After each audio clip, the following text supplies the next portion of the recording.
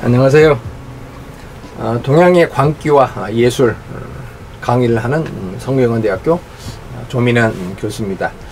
이번 시간에는 동양 고전에 나타난 그 광에 대한 두 번째 시간입니다. 전 시간에 우리가 서경 다방에 나타난 그 광에 대해서 살펴봤는데, 이번 시간에는 시경, 한비자, 그리고 시간이 되면 장자에 나타난 광에 대한 의미를 살펴볼까 합니다. 시경에는 시경에도 그 광자를 사용한 그런 그 용례가 나오는데, 그 광자를 통해서 어떤 한 인간을 이렇게 평가한 그런 그 부분의 내용은 바로 정나라 소리, 정성이라고 하는 그 부분에 나옵니다.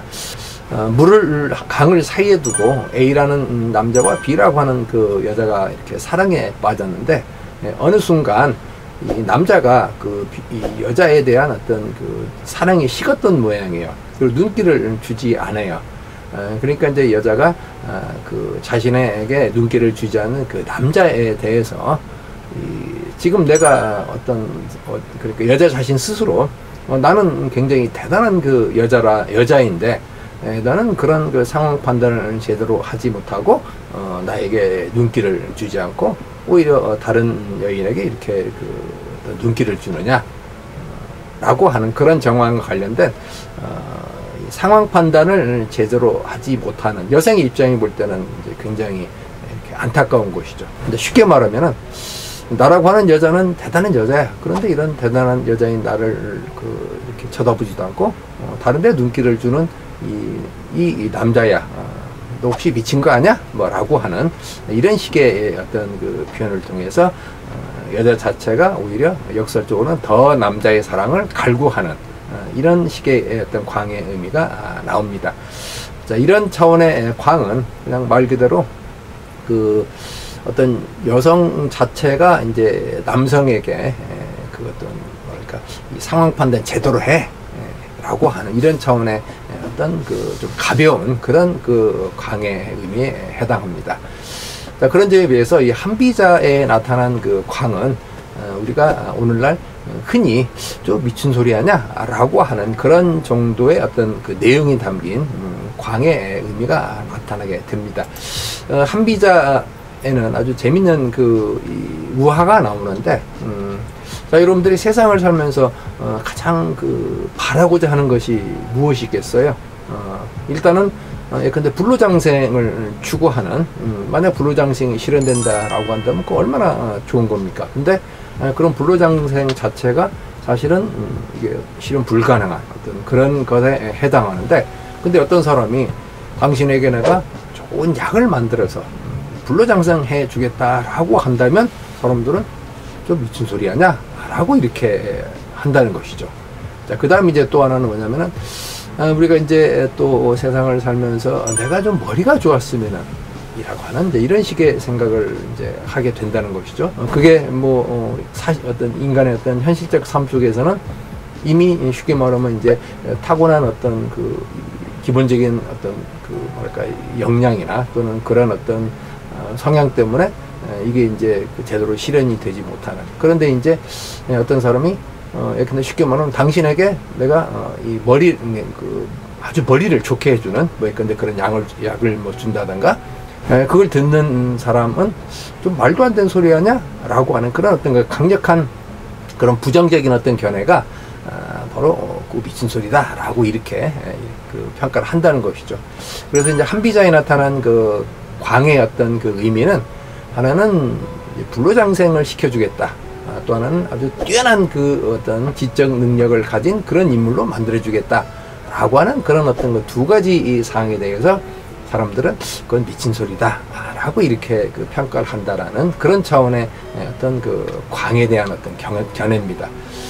그런데 이제 오늘날 사실 우리가 이제 과학기술과 어떤 의학이 이제 발달하다 보니까 한비자의 어떤 발현에 대한 광이라고 하는 이런 사유가 또 때로는 일정 정도 또 부분적이나마 실현 가능하게 될 수 있다는 점에서 이제 조금 다시 좀 생각을 해볼 필요가 있는데, 벌써 한비자가 살았던 그런 어떤 그 시대에서는 당연히 이제 그 미친소리라고 이렇게 이해될 수밖에 없다는 것이죠. 그런 점에서 우리가 흔히 말하는 이제 그 광의 어떤 의미에 이제 좀 나름대로 상당히 가까운 그런 이 내용을 말한 것이 이제 바로 한비자라고 이렇게 이해를 해볼 수가 있습니다. 자, 그런데 이런 어떤 그 현실적 차원의 그 광 아닌 좀 형이사학적 차원, 그리고 정말 황당무계한 그런 차원의 광을 말한 것은 장자라고 하는 그 텍스트 속에 나오는 광에 대한 그 이해입니다. 자, 이 부분은 좀 내용이 좀 길기 때문에 제가 좀 그 내용을 약간 좀 보면서 말씀을 드리면은, 이 장자에 보면은 그 막고야산에 사는 신인이라고 하는 이런 그 사람과 관련된 그 내용이 나옵니다. 그 막고야산에 사는 그 신인은 이 피부가 마치 처녀 같은 굉장히 그 아주 뭐랄까 아주 탄력이 있고 아주 곱고 아름다운 이런 그 피부를 가지고 있는 인물로 일단 그 설정이 됩니다. 그런데 이런 그 막고야산의 어떤 그 신에 관한 그 이야기를 이제 그 견호라고 하는 그 인물이 이제 접애라고 하는 그 인물한테 그 이야기를 합니다. 어떤 이야기냐? 이 신인은 곡식을 먹지 않고, 그리고 바람을 들이키고 이슬을 마시고, 구름 기운을 타고 날아다니는 용을 몰고 사해 밖에 논일며, 그 다음에 이제 이런 신인의 신묘한 전기의 작용력이 응집하면 모든 것을 이렇게 그 상처난 모든 것을 다 치유하고 또 병들지 않게 하고, 그리고 이렇게 매년 해마다 곡식이 풍요롭게 연글도록 한다 라는 이제 이런 식의 이야기를 합니다. 사실 이런 것은 우리가 농경사회에서 가장 그 바라던 이런 것들인데, 어쨌든 뭐 구름을 타고 비룡을 부리고, 그리고 사해 밖에서 논일고, 그 다음에 그 기운이 이렇게 잘 응집이 되면은 쉽게 말해서 풍년을 이루게 해준다라는 이런 말을 이제 딱 들었을 때, 이건 뭐 정말 미친 소리 아니냐 라고 이제 이렇게 그 이야기하는 이제 그런 어떤 그 내용이 나옵니다.